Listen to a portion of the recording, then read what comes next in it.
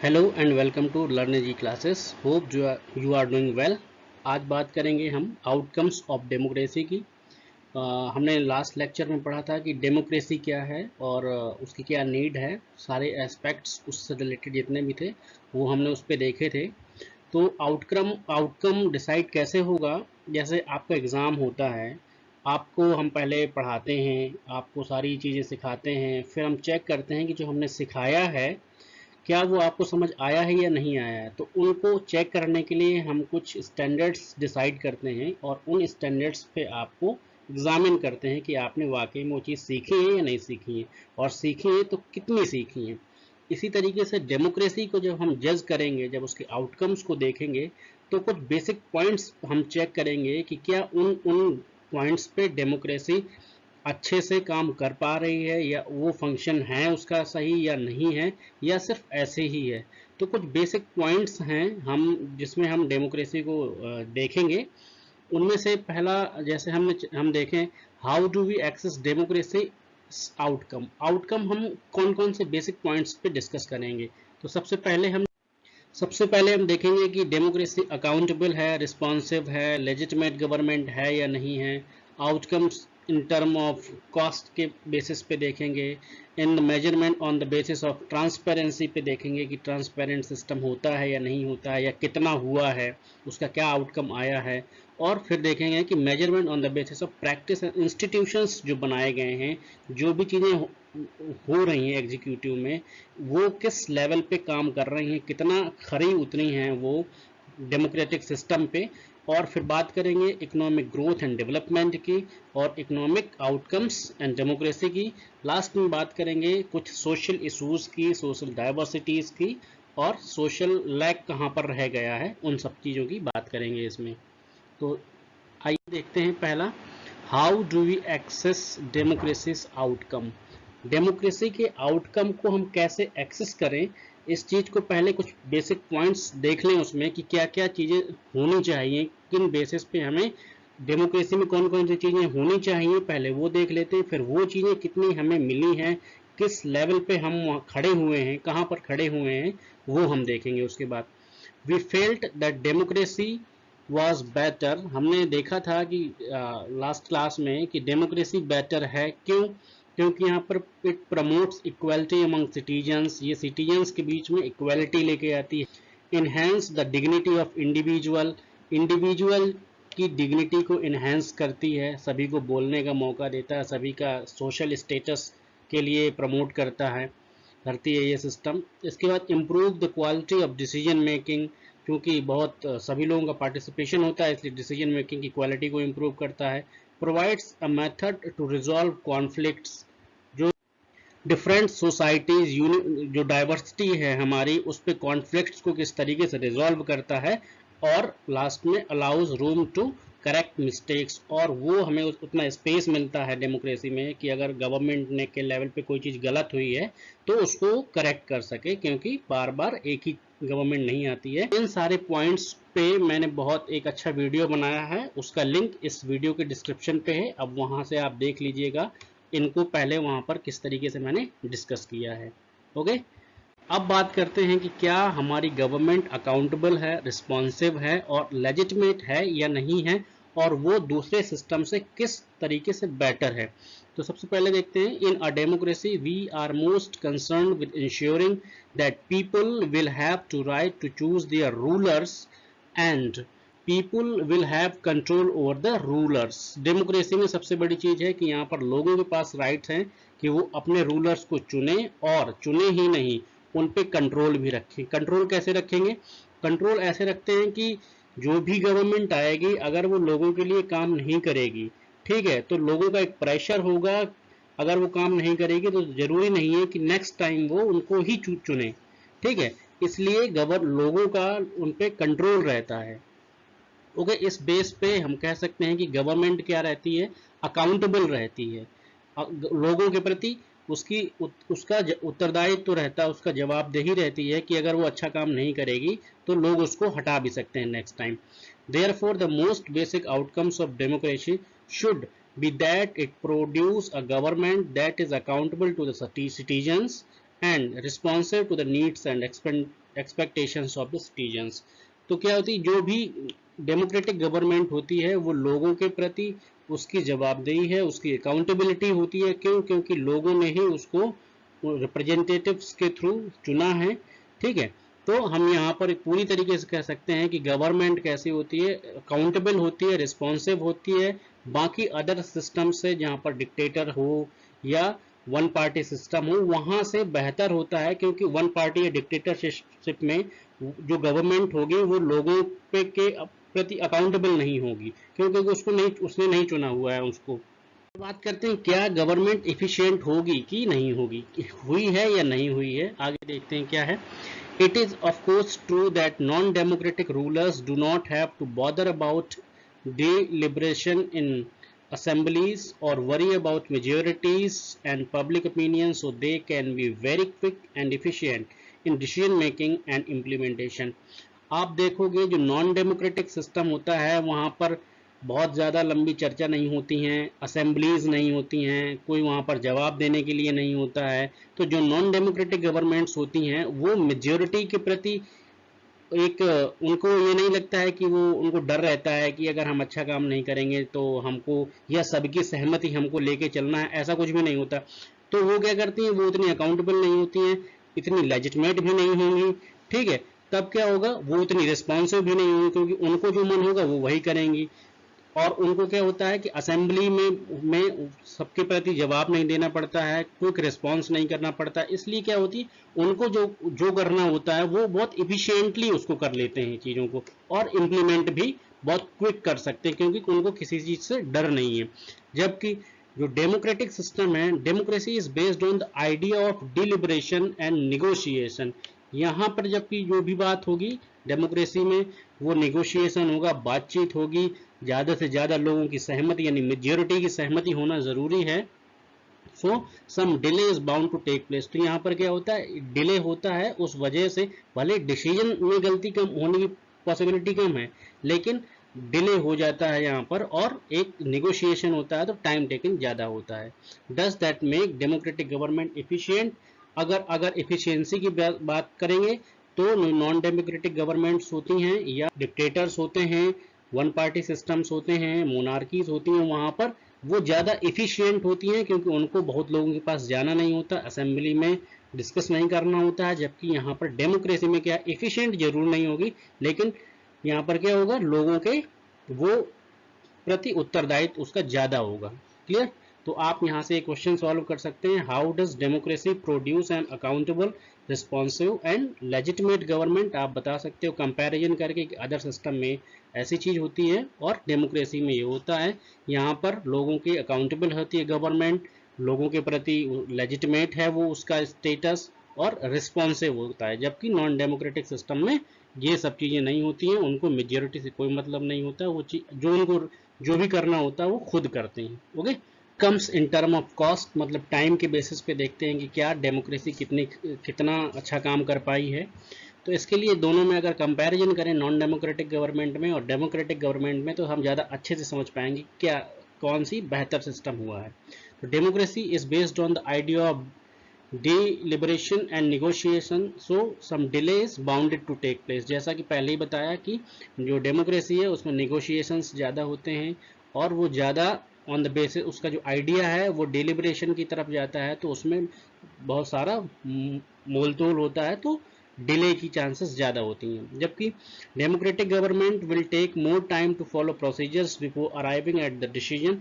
आप देखते होंगे कि कोई भी लॉ बनाना होता है तो बहुत लोगों के से उसको चर्चा करनी पड़ती है, जो अपोजिशंस में हैं उनको भी एक मत होना पड़ता है, इसलिए उसमें गवर्नमेंट्स हैं उनको असेंबलीज में कोई भी डॉक्यूमेंट नहीं रखना है, उनको मेजॉरिटी और पब्लिक ओपिनियन से कोई मतलब नहीं होता है। जब इन चीज़ों से उनको गुजरना नहीं है तो वो भी क्या करेंगे, उनका डिसीजन बहुत जल्दी लागू होगा, बहुत इफेक्टिवली उस चीज़ को, क्योंकि उनको जो पब्लिक राइट्स हैं उससे कोई मतलब नहीं होता है। और ये इस तरीके से वो क्या करेंगे, उनका डिसीजन मेकिंग बहुत क्विक और इफेक्टिव होगा, इम्प्लीमेंटेशन भी बहुत जल्दी करेंगे। क्यों? क्योंकि उनको किसी भी ओपिनियन, पब्लिक ओपिनियन या उनको मेजॉरिटी से कोई मतलब नहीं है। और डिसीजंस जो भी होंगे, लेकिन उनकी जो डिसीजंस होंगे वो ज़रूरी नहीं है कि वो वाइडली एक्सेप्टेड, ये एक बड़ी उनको प्रॉब्लम्स फेस करनी पड़ती है। तो यहाँ पर हम कह सकते हैं कि भले ही टाइम लगे लेकिन जो भी डिसीजन, जो भी पॉलिसी आएगी वो वाइडली एक्सेप्टेड होती है डेमोक्रेटिक सिस्टम में। ओके, अब देखते हैं कि ट्रांसपेरेंसी कहाँ पर होती है, ट्रांसपेरेंसी के जो मेजरमेंट है उस पर कितना। तो ट्रांसपेरेंसी इस बात में निर्भर करती है कि गवर्नमेंट क्या कर रही है, गवर्नमेंट आपको कितना जानती है और आप गवर्नमेंट को कितना जानते हैं। ठीक है, अगर हम गवर्नमेंट को कितना जानते हैं तो हमको इससे कैसे मिलेगा कि गवर्नमेंट में जो भी हो रहा है उसकी इंफॉर्मेशन हमको किस लेवल तक मिल रही है। अगर वो मिल रही हैं इसका मतलब है कि सिस्टम ट्रांसपेरेंट बना हुआ है। इस मामले में जो डेमोक्रेसी सिस्टम होता है उसमें क्या होता है, इलेक्शंस होते हैं, इलेक्शंस में बहुत लोग जो आते हैं जाते हैं, साथ में जो भी डिसीजंस लेती हैं गवर्नमेंट, क्योंकि सारे डिसीजंस गवर्नमेंट लेती है एक प्रोसीजर के थ्रू, तो वहाँ पर क्या होता है कि नियमित और निष्पक्ष चुनाव, प्रमुख नीतियाँ और जो कानून बनते हैं वो ओपन, जो पब्लिक फोरम में आके बनते हैं।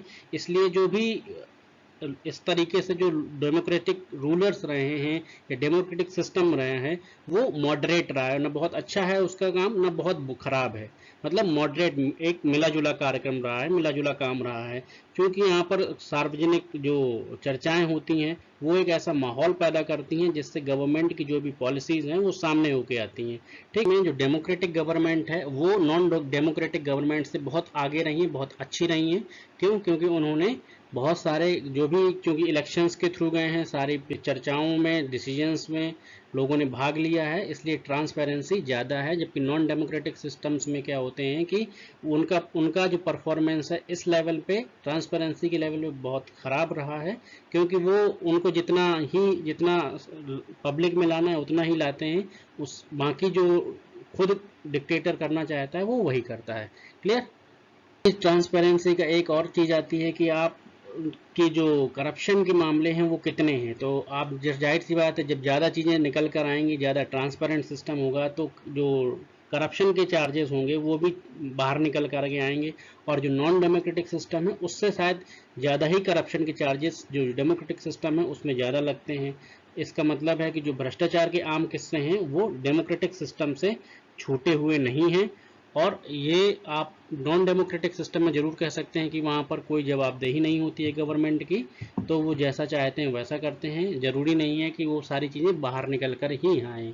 ओके, तो हम फाइनली कह सकते हैं कि जो डेमोक्रेटिक सिस्टम है वो लेजिटिमेट है, भले ही वो स्लो हो, वो कम, उसकी जो इफ़िशियंसी कम हो, थोड़ा सा भ्रष्टाचार हो, लेकिन यहाँ पर लोगों की ज़रूर जो है अनदेखी नहीं, अनदेखी कुछ हद तक होती है, बहुत ज़्यादा नहीं होती है, लेकिन तब भी इसके बाद भी लोगों ने इस सिस्टम को अडॉप्ट किया है, वाइडली अडॉप्ट किया है। क्योंकि यहाँ पर लोगों के राइट प्रोटेक्ट होते हैं, जबकि नॉन डेमोक्रेटिक सिस्टम में लोगों के राइट प्रोटेक्ट नहीं होते हैं।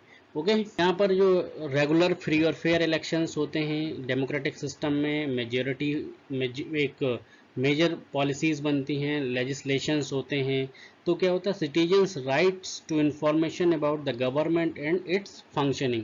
तो यहाँ पर क्या होता है, सिटीजन्स के राइट हैं पूरे प्रोटेक्ट रहते हैं कि गवर्नमेंट की फंक्शनिंग क्या होगी और वो किस लेवल पे उसको इन्फॉर्मेशन मिलेगी। ठीक है, जबकि नॉन जो डेमोक्रेटिक सिस्टम होते हैं वो जो, वहाँ पर क्या होता है, इंस्टीट्यूशंस के थ्रू कुछ नहीं होता, वहाँ पर एक जो पावर है वो सेंटर पे होता है। जबकि डेमोक्रेटिक सिस्टम में पावर का डिस्ट्रीब्यूशन होता है, हर एक इंस्टीट्यूशन का अपना रोल होता है, उसके बेसिस पे क्या होती हैं चीज़ें, बहुत स्मूथ होती हैं। जबकि नॉन डेमोक्रेटिक सिस्टम में ऐसा कुछ भी नहीं होता है, पावर का कंसंट्रेशन होता है, इसलिए इंस्टीट्यूशंस बहुत अच्छे से काम करें ये ज़रूरी नहीं है। तो यहाँ पर कह सकते हैं कि जो डेमोक्रेटिक सिस्टम है वो शायद बेहतर है नॉन डेमोक्रेटिक सिस्टम से।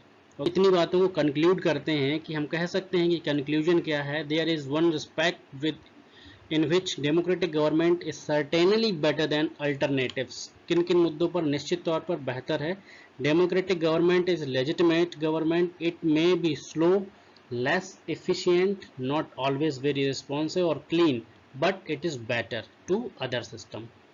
People wish to be ruled by representative elected by them, they also believe that democracy is suitable for the country. इतना कुछ होने के बाद कि स्लो ज़रूर है, इफ़िशियंट नहीं है, लेकिन लोगों का बिलीफ डेमोक्रेटिक सिस्टम में ज़्यादा है। Democracy ability to generate its own support if itself an outcome that cannot be ignored।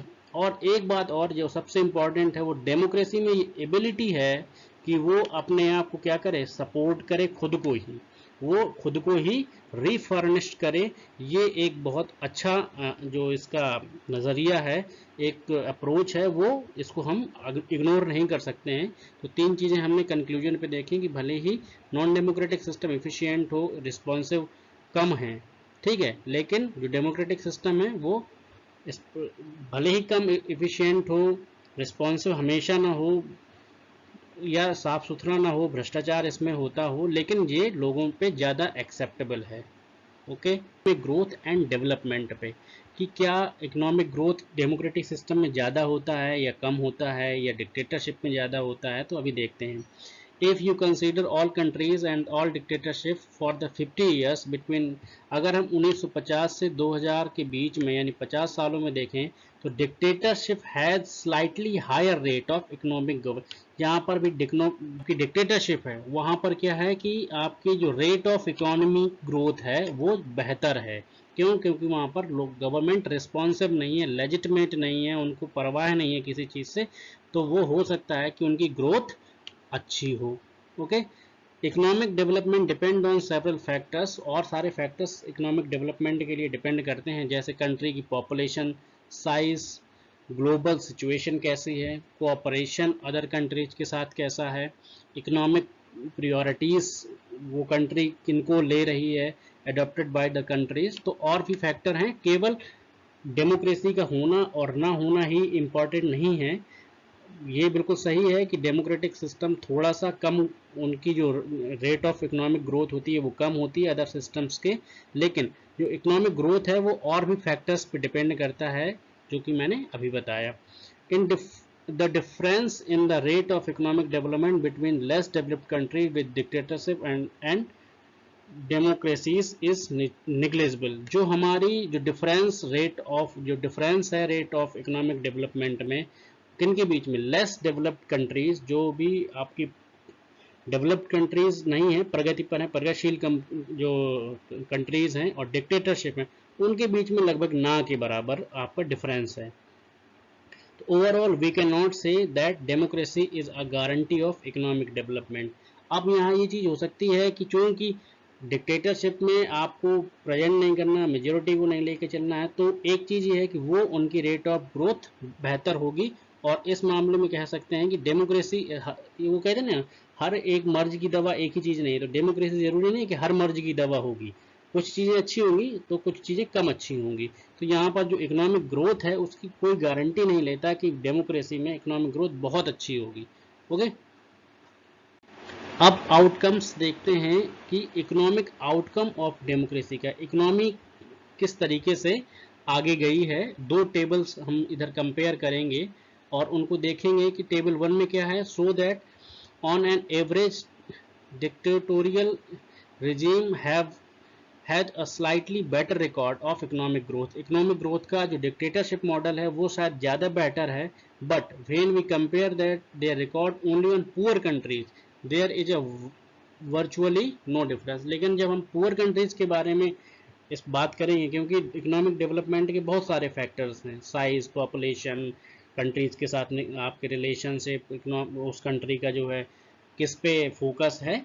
तो अगर हम टेबल 1 में देखेंगे तो ऑल डेमोक्रेटिक रेजिम्स जहाँ पर डेमोक्रेसी है उसकी ग्रोथ 3.95% है। ऑल जो डिक्टेटरशिप है देखिए उसकी ज़्यादा है, 4.2% है।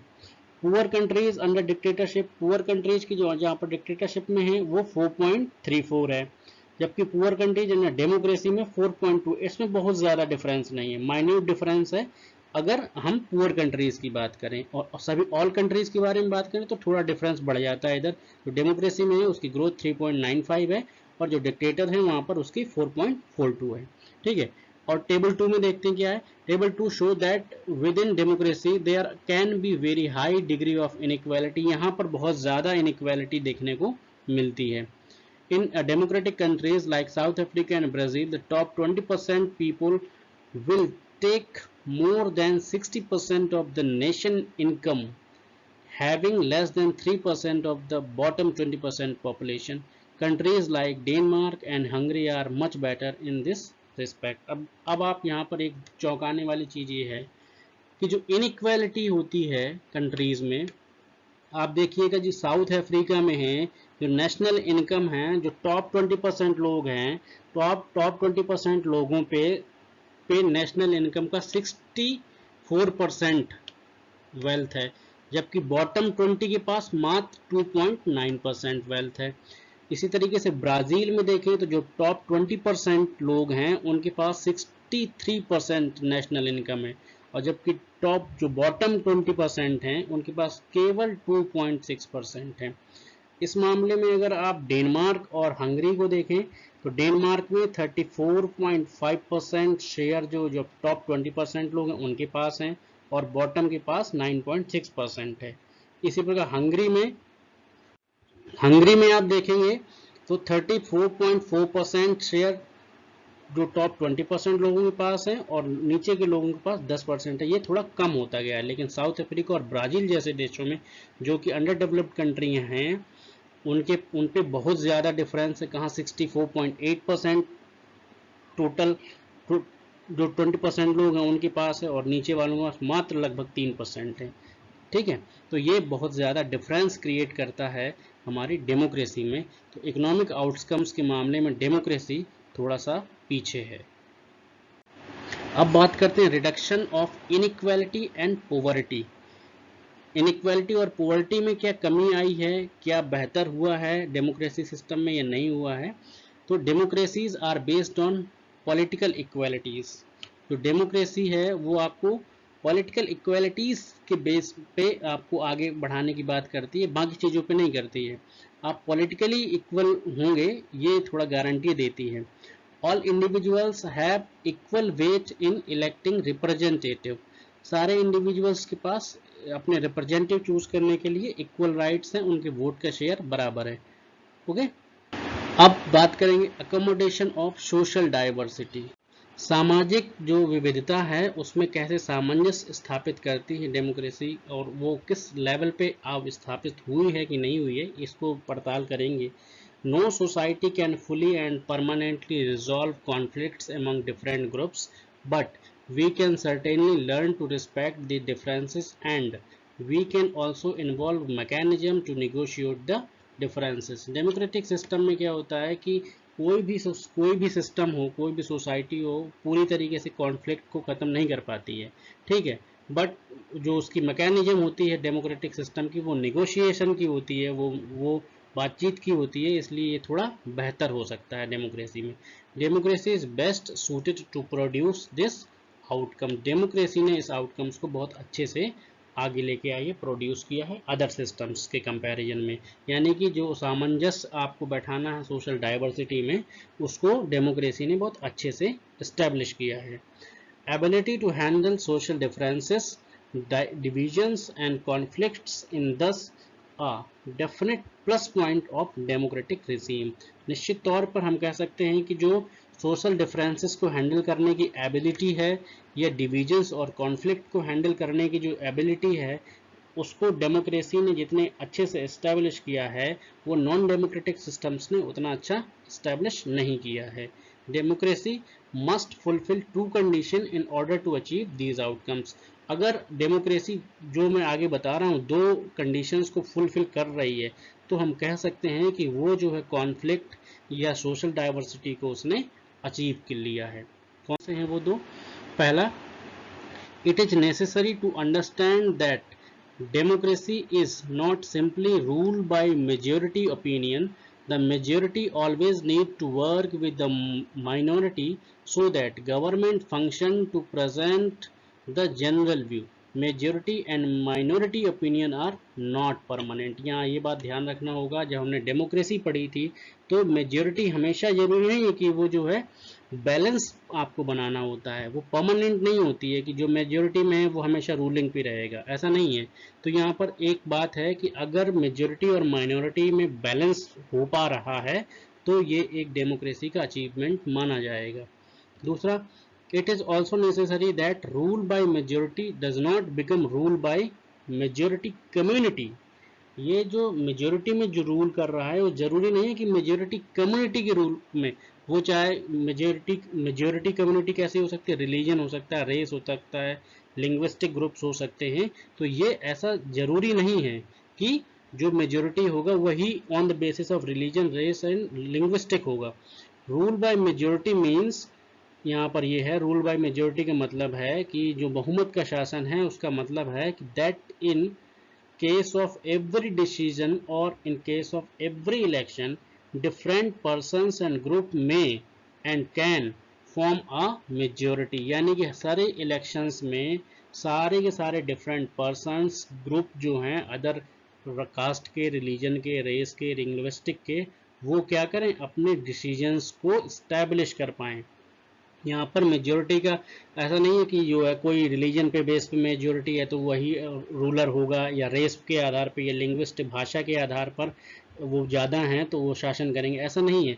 ये तय होता है, rule by majority means that in case in every decision of, in case of every election, किसी भी इलेक्शन और किसी भी डिसीजन में जो डिफरेंट ग्रुप्स और डिफरेंट पर्सन्स हैं वो मेजोरिटी को बना सकते हैं। यहाँ इसका मतलब ये है।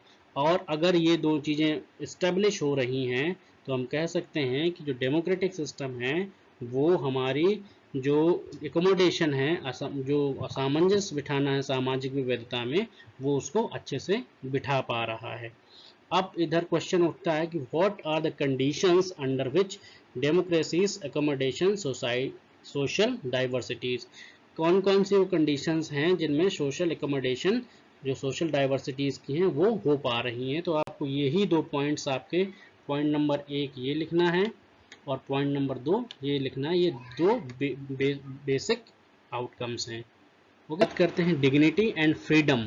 जो सिटीजन्स की डिग्निटी और फ्रीडम की बात करते हैं, ये लास्ट है इस चैप्टर का, कि डिग्निटी और फ्रीडम कितनी अच्छी हुई है, कहाँ कमी रह गई है। तो इस पे क्या है, democracy stand much superior to any other form of government in promoting dignity and freedom of the individual. ये बिल्कुल सही बात है कि जो डेमोक्रेसी है वो उसने अदर सिस्टम के से बेहतर लोगों को जो डिग्निटी है उसको प्रमोट किया है, जो लोगों की फ्रीडम है, जो लिबर्टी है वो ज़्यादा है, क्योंकि यहाँ पर राइट्स हैं, लोगों इलेक्शंस होते हैं, लोग ट्रांसपेरेंसी है, सिस्टम लेजिटिमेट है, गवर्नमेंट रिस्पॉन्सिव है, इसलिए गवर्नमेंट ने लोगों की डिग्निटी को बहुत प्रमोट किया है और इन लोगों की फ्रीडम को भी बहुत ज़्यादा अदर सिस्टम्स के मुकाबले ध्यान रखा है।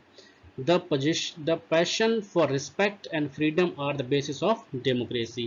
तो जो डेमोक्रेसी के जो मेन फीचर्स हैं वो क्या, फ्रीडम एंड रिस्पेक्ट। ओके, दूसरा point, the fact that people are complaining is itself a testimony to the success of democracy. और लास्ट है, a public expression of dissatisfaction with democracy shows the success of the democratic project. सबसे बहुत ज़रूरी है कि जो लोग government के पॉलिसीज से, एक्ट से, उनकी नीतियों से क्या करते हैं, अलग राय रखते हैं, उससे सेटिस्फाइड नहीं हैं, तो वो उनके खिलाफ बोल सकते हैं, उनके खिलाफ आवाज़ उठा सकते हैं। और यही सबसे इम्पॉर्टेंट जो डेमोक्रेसी की सक्सेस का है वो ये है कि लोग यहाँ पर अपनी बात रख सकते हैं, अपना जो डिसेंट ओपिनियन है उसको रख सकते हैं। और तो हम कह सकते हैं कि जो डेमोक्रेसी है इन सब मामलों में, सोशल डिग्निटी में, इंडिविजुअल डिग्निटी में, फ्रीडम में और डाइवर्सिटी को मेंटेन करने में अच्छी खासी उसने आउटकम्स अचीव किए हैं। तो इससे हमें पूरे चैप्टर से ये चीज़ समझ में आ गई है कि जैसे हम एग्ज़ाम देते हैं तो हमको सिर्फ एग्ज़ाम ही पास करने हैं, इसी तरीके से डेमोक्रेसी को डिफरेंट स्टेज पे, डिफरेंट आउटकम्स के बेसिस पे क्या करना है, उसको खरा उतरना है। और वो कुछ जगह अच्छा कर रही है और कुछ जगह वो प्रयासरत है बाकी सिस्टम से। जैसा आपको अगर वीडियो अच्छा लगा हो तो इसको वाइडली शेयर करिए, लाइक करिए और सब्सक्राइब चैनल को ज़रूर करिए। Thank you.